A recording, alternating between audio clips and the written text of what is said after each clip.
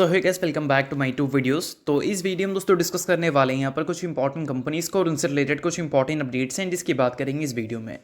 तो चलिए दोस्तों वीडियो की शुरुआत करते हैं। सबसे पहली कंपनी को डिस्कस करते हैं। पहली कंपनी का नाम है दीपक नाइट्राइट लिमिटेड। बट इसको डिस्कस करने से पहले अगर आपने अभी तक चैनल को सब्सक्राइब नहीं किया है तो चैनल को सब्सक्राइब करके बेल आइकन को प्रेस कर लो ताकि आने वाली जितनी भी अपडेट्स हैं सभी कंपनी से रिलेटेड उसका नोटिफिकेशन आपको सबसे पहले मिल सके। तो चलिए दोस्तों वीडियो की शुरुआत करते हैं। सबसे पहले बात करते हैं दीपक नाइट्राइट से रिलेटेड कुछ इंपॉर्टेंट अपडेट्स के बारे में। सो दोस्तों लास्ट ट्रेडिंग डे दीपक नाइट्राइट आपको ध्वस्त होती हुई नजर आई थी। रीजन थे कंपनी की Q3 के परफॉर्मेंस जो कि हमें काफ़ी ज़्यादा वीक देखने को मिले थे। अब ऑब्वियस सी बात है कि इन्वेस्टर्स को कन्विक्शंस होती हैं कंपनी से और उस कन्विक्शंस के अकॉर्डिंग अगर आप रिजल्ट डिलीवर ना करो तो वहाँ पर सेल ऑफ तो आपको देखने को मिलेगा ही। अब इसके रिजल्ट कन्विक्शंस के अकॉर्डिंग तो नहीं बट कन्विक्शंस के हिसाब से अगर हम देखें तो काफ़ी ख़राब थे, क्योंकि कंपनी का जो नेट प्रॉफिट है वो 50% से ज़्यादा हमें गिरता हुआ दिखा। पिछले साल के प्रॉफिट से इस साल के प्रॉफिट को कंपैरिजन करें तो उसमें 50% से ज़्यादा की ड्रॉप हमें देखने को मिल रही है। ड्रॉप सिर्फ कंपनी के प्रॉफिट में ही नहीं, कंपनी के ऑपरेटिंग मार्जिन में भी देखने को मिला है, कंपनी के रेवेन्यू में भी देखने को मिला है और एज वेल एज कंपनी के EBITDA में भी देखने को मिला है। तो कोई भी ऐसा पैरामीटर नहीं था कि दीपक नाइट्राइट उस पैरामीटर पे नंबर्स हमें अच्छी दिखा रही थी।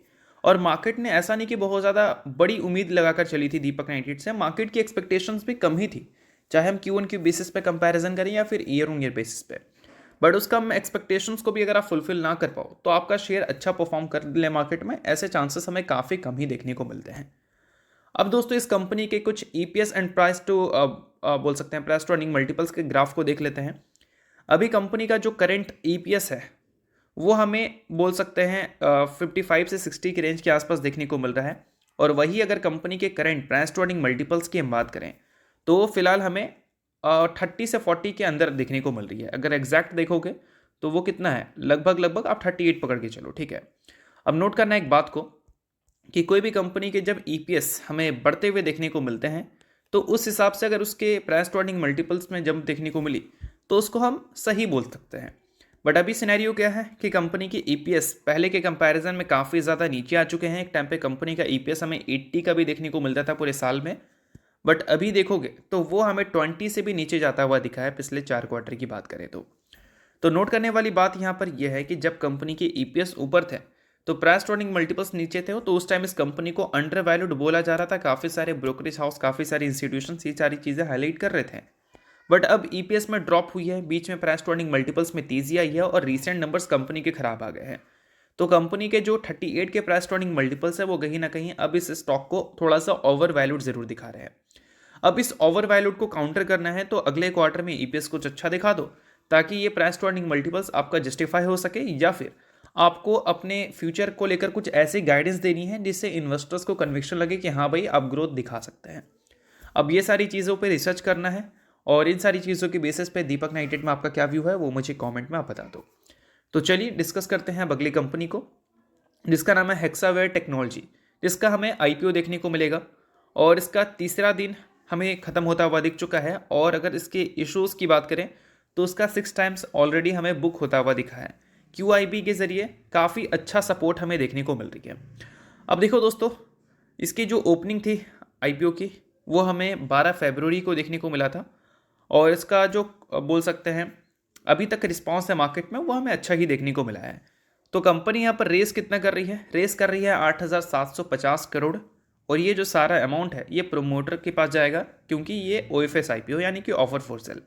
अगर फ्रेश इशू होता है तो इसका मतलब ये 8,750 करोड़ कंपनी के पास जाता है खुद को बड़ा करने के लिए, बट प्रोमोटर अपने स्टेक्स को डाइल्यूट कर रहे हैं और OFS वाला IPO है तो इस वजह से काफ़ी ज़्यादा कन्विक्शंस अभी उतने लोगों को नहीं है। बट फिर भी देखोगे तो खराब मार्केट के हिसाब से 6 टाइम सब्सक्राइब अगर हुआ है तो स्ट्रॉन्ग हम बोल सकते हैं।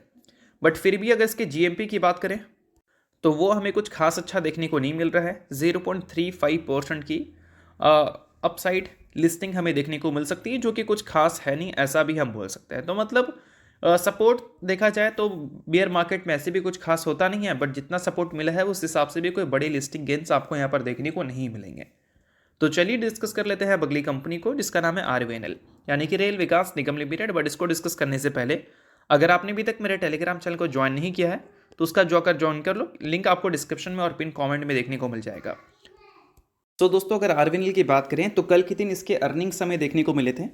अब अर्निंग्स अगर देखा जाए तो सच में बता रहा हूँ कुछ खास अच्छे हैं नहीं।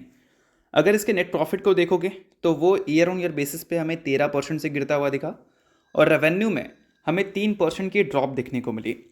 अब अगर पिछले क्वार्टर के अर्निंग से इसको कंपैरिजन करें, लाइक पिछले क्वार्टर में कैसा था, तो वहाँ पर रेवेन्यू हमें 1.21% से गिरता हुआ दिखा था और डाइल्यूट ईपीएस उसमें हमें 27% के आसपास की ड्रॉप देखने को मिली थी।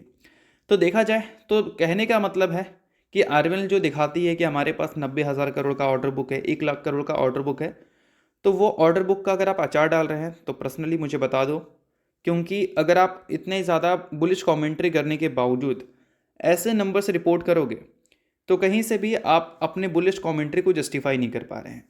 रेवेन्यू में 3% की डिप, प्रॉफिट में 13% की डिप। चलो इन्वेस्टर्स बहुत ज़्यादा ग्रोथ की उम्मीद नहीं कर रहे हैं, काफ़ी सारी कंपनीज़ के अच्छे नंबर्स नहीं आए हैं, मैं मान सकता हूँ, बट फिर भी अगर देखा जाए तो आप एटलीस्ट 10% की तो ग्रोथ दिखाओ, और वो ना आपके प्रॉफिट में दिख रहा है और ना ही रेवेन्यू में दिख रहा है। फिर लोग अगर इसको सेल ऑफ करेंगे तो फिर काफ़ी सारे लोग बोलते हैं कि आरबीएल क्यों गिर रहा है। तो देखो दोस्तों, मार्केट किसी की भी सगी नहीं है, लाइक वो टीसीएस हो, रिलायंस हो, एचडीएफसी हो। आप बड़ी कंपनी हो तो इसका मतलब ये नहीं कि मार्केट आपकी सगी है। मार्केट सिर्फ सगी है ग्रोथ की, और वो अगर आप रिपोर्ट नहीं करते हैं तो आपको सेल ऑफ मिलना ही मिलना है। अब ये मैं नहीं कर रहा हूँ कि आप आरबीएल को बेच दो, कहने का मतलब ये है कि जो कंपनी की ऑर्डर बुक है उस बेसिस पे कन्विक्शंस तो लोगों को है कि इस कंपनी से फ्यूचर में अच्छा ग्रोथ मिल सकता है, बट इतने टाइम तक कंपनी के नंबर्स हमें ईयर ऑन ईयर बेसिस पे गिरावट ही दिखाते हुए दिख रहे हैं, और कंपनी के मैनेजमेंट की तरफ से कोई एग्जैक्ट क्लैरिटी हमें देखने को नहीं मिल रही कि कब से कंपनी के नंबर्स हमें पंप होते हुए देखने को मिलेंगे। तो इससे क्या है कि इन्वेस्टर्स की जो कन्विक्शंस है वो हमें कम होती हुई दिखती है, और इन सारी चीज़ों की वजह से देखना पड़ेगा कि नेक्स्ट ट्रेडिंग डे आरबीएल में मार्केट का कैसा रिस्पॉन्स होता है। अब पर्सनली मुझे तो नंबर्स कुछ खास अच्छे लगे नहीं हैं, बाकी आपको नंबर कैसे लगे हैं वो मुझे कमेंट में ज़रूर बताना। और दोस्तों इबिट्टा की बात करें तो इबिट्टा भी इस बार कुछ खास देखने को नहीं मिला। 3.9% से इबिट्टा भी हमें गिरता हुआ दिखा ईयर ऑन ईयर बेसिस पे, और मार्जिन्स अगर देखोगे तो उसमें भी गिरावट थी। 5.3% पिछले साल था, इस बार 5.2% है। तो नंबर्स अगर देखा जाए तो किसी भी पैरामीटर्स पे ऐसा नहीं कि बहुत एक्सलेंट हमें नंबर देखने को मिल रहे हैं। तो चलिए दोस्तों डिस्कस करते हैं अगली कंपनी को, जिसका नाम है कोचिंग शिपयार्ड लिमिटेड। हाल ही में कोचिंग शिपयार्ड की भी अर्निंग्स हमें देखने को मिले, जिसकी बात हम लोग करेंगे, बट अर्निंग से पहले दोस्तों इस कंपनी के लेटेस्ट शेयर होल्डिंग पैटर्न की बात कर लेते हैं, जहां पर कंपनी के प्रोमोटर के स्टेक्स हमें डाइल्यूट होते हुए देखने को मिले हैं, क्योंकि रिसेंटली कंपनी ने ओएफएस लाया था इस वजह से, और एफआईएस की स्टेक्स भी हमें कम होती हुई देखने को मिली है। और एफआईएस की स्टेक्स कम हुई है ये कोई बोल सकते हैं शॉकिंग बात नहीं है, क्योंकि पिछले 3 क्वार्टर से एफआईएस की स्टेक्स लगातार हमें डिक्रीजिंग ऑर्डर ही फॉलो करते हुए दिख रहे हैं। और इसके अलावा दोस्तों अगर डीआईएस की बात करें तो उनका स्टेक डबल से भी ज़्यादा हो चुका है, तो ये एक अच्छी बात है। और डीआईएस में जो सबसे बड़ी खरीदारी आई है वो एलआईसी के थ्रू आया, यानी कि life insurance corporation of India. और एलआईसी ने इस Q3 में काफ़ी सारी कंपनीज में पहली बार अपने इंटरेस्ट दिखाया, जिसमें एनटीपीसी ग्रीन जैसी कंपनीज भी हैं, हुंडई मोटर्स जैसी कंपनीज भी हैं, और उसके अलावा कोचिंग शिपयार्ड जैसी कंपनीज हैं, जिसमें लगभग 2.5% के आसपास की बाइंग हमें देखने को मिली है एलआईसी का। अब कोचिंग शिपयार्ड के Q3 की बात करें तो इसके अर्निंग्स Q3 और Q4 में हमें अच्छे देखने को मिलते हैं, बट Q3 में ग्रोथ देख लो कितना देखने को मिला, लगभग 4.5%, और पिछले साल कितना देखने को मिला था 61%। तो देखा जाए तो मार्केट में एक चीज़ जो पब्लिश हो रही है Q1Q बेसिस पे और ईयर ऑन ईयर बेसिस पे नंबर्स अच्छे नहीं आ रहे हैं, नंबर्स अच्छे नहीं आ रहे, इस वजह से मार्केट गिर रही है, तो ये कहीं से भी गलत नहीं है, क्योंकि डिफेंस कंपनीज को भी अगर आप देखें तो ग्रोथ अगर वहाँ पर 20-25-30% का देखने को मिलता है तो मस्त बात होती है। मैस्कोन को अगर हम छोड़ दें तो बाकी जितनी भी डिफेंस कंपनीज हैं उन्होंने नंबर्स बहुत ज़्यादा इंप्रेसिव दिखाया नहीं है। नंबर्स देखा जाए तो ख़राब भी नहीं है, बट इंप्रेसिव नंबर होता तो बात कुछ और होती। कोचिंग शिपयार्ड की ही रेवेन्यू देख लो, सिर्फ 4.5% से ग्रो की है ईयर ऑन ईयर बेसिस पे, और Q1Q बेसिस पे तो गिरे हैं। और वही प्रॉफिट की बात करें तो Q1Q बेसिस पे डिप हमें देखने को मिली है, और वही ईयर ऑन ईयर बेसिस की बात करें तो वहाँ पर भी सेम चीज़ है, यानी कि वहाँ पर भी डिप देखने को मिल रहा है।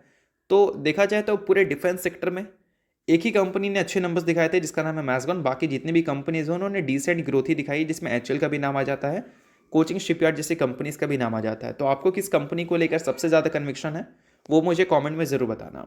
तो चलिए दोस्तों, ये सारी कुछ इंपॉर्टेंट कंपनीज को लेकर कुछ इंपॉर्टेंट अपडेट थी जिसकी बात की हमने इस वीडियो में। होप करता हूँ वीडियो आपको अच्छा लगा होगा, और लाइक कीजिए, पहली बार सब्सक्राइब कीजिए। वीडियो के लिए बहुत बहुत शुक्रिया।